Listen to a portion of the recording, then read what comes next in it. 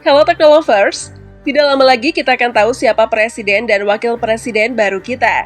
Dan tentu saja sampai saat ini publik menantikan hal tersebut.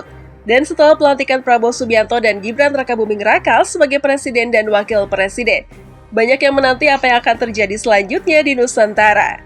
Ramalan dari Pujangga Besar Jawa, Raden Ngabehi Ronggowarsito telah menjadi sorotan. Dalam sebuah ramalan, Nusantara akan dipimpin oleh 7 karakter atau satria yang terpilih secara bergantian. Dan terpilihnya Prabowo dan Gibran diyakini sebagai pemenuhan ramalan tersebut. Nah, untuk itu sepertinya menarik untuk membahas berbagai peristiwa penting yang akan terjadi setelah pelantikan Prabowo Subianto dan Gibran Rakabuming Raka. Mari langsung saja kita simak ulasan lengkapnya berikut ini. Pemersatu kekuatan lama dan baru. Ramalan pertama yakni soal bersatunya kekuatan lama dan kekuatan baru.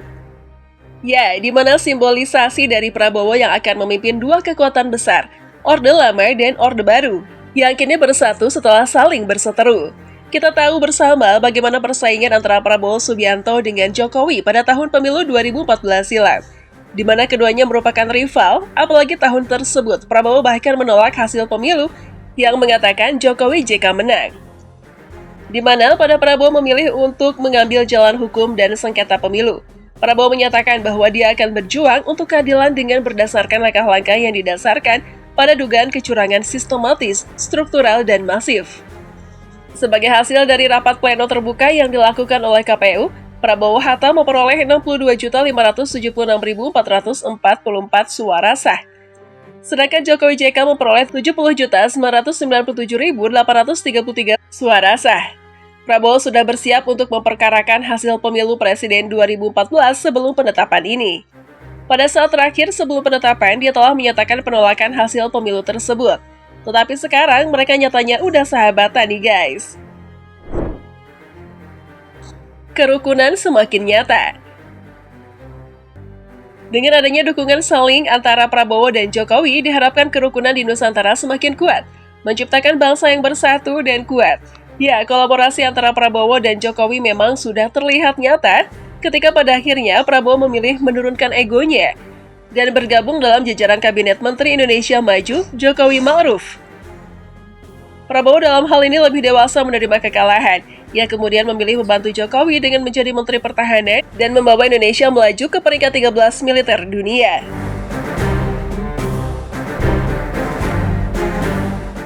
Tantangan awal. Tidak peduli seberapa besar kekuatan yang bersatu, akan ada upaya untuk menghentikan pemerintahan baru, terutama dari pihak yang tidak puas dengan kekalahan mereka. Nah, kalau dilihat kisah saat ini, sama nggak sih dengan ketika Prabowo tidak menerima hasil pemilu 2014 lalu? Apalagi saat ini ada isu beredar soal calon lain yang juga akan mempermasalahkan hasil pemilu 2024, bahkan akan melaporkan ke MK. Dan ini memang merupakan tantangan awal kepemimpinan Prabowo Gibran apabila mereka benar-benar naik sebagai presiden dan wakil presiden, meluluhkan hati para rivalnya untuk kemudian bersatu membangun negeri ini. Penaklukan musuh negara. Siapa bilang Indonesia tidak memiliki musuh? Meskipun kebijakan luar negeri yang selama ini diterapkan Indonesia adalah non-blok atau tidak memihak pihak manapun, dan lebih mengedepankan hubungan diplomasi yang baik. Namun toh yang namanya hidden enemies atau musuh-musuh tak kasat mata Indonesia tidak bisa juga dibilang tidak ada.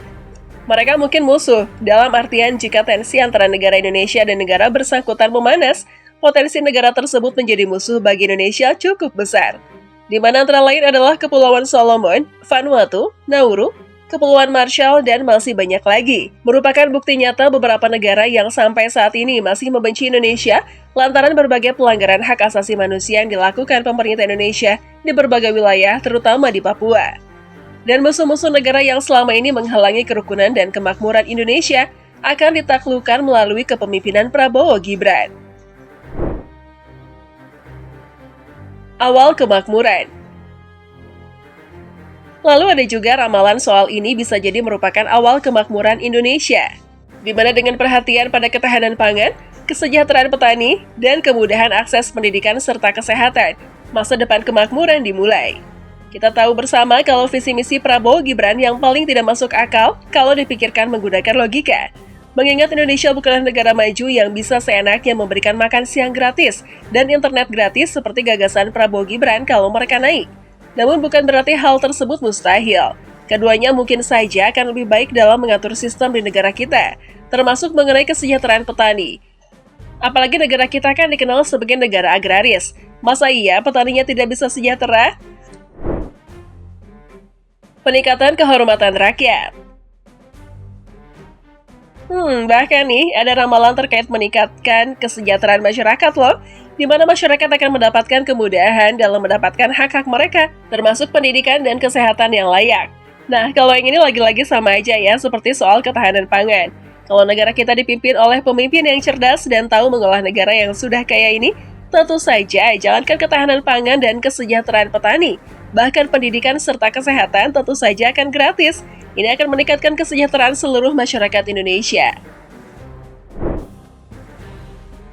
Perbaikan sistem hukum. Penegakan hukum adalah proses atau upaya untuk mencapai keadilan yang didasarkan pada konsep hukum. Mewujudkan rasa keadilan, kepastian hukum, dan keuntungan bagi masyarakat adalah tujuan utama penegakan hukum. Dan lagi-lagi berdasarkan ramalan nih, salah satu kejadian besar yang akan terjadi kalau Prabowo Gibran memimpin dalam penerapan hukum yang lebih kuat untuk memastikan keadilan yang sama di seluruh wilayah.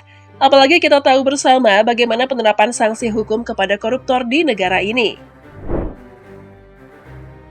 Keberanian menghadapi ancaman asing.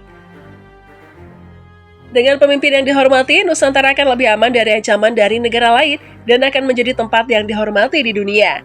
Kalau yang ini sepertinya nyata adanya ya. Prabowo Subianto merupakan Menteri Pertahanan Indonesia yang membawa Indonesia semakin garang di dunia militer. Dengan peringkat militeri yang semakin naik setiap tahun dan alutsista canggih dalam negeri semakin gencar diproduksi, tentu saja, jangankan ancaman asing, Indonesia bahkan siap menghadapi perang loh. Semua ini menegaskan harapan akan masa depan yang cerah bagi Nusantara di bawah kepemimpinan Prabowo Subianto dan Gibran Rakabuming Raka. Semoga dengan menjaga kerukunan, Nusantara akan tetap kuat dan berjaya. Ya, meskipun hanya ramalan nih, tetapi kita tunggu dan lihat saja nanti. Gimana menurut kalian Teknolovers? Coba berikan tanggapan kalian di kolom komentar mengenai hal ini.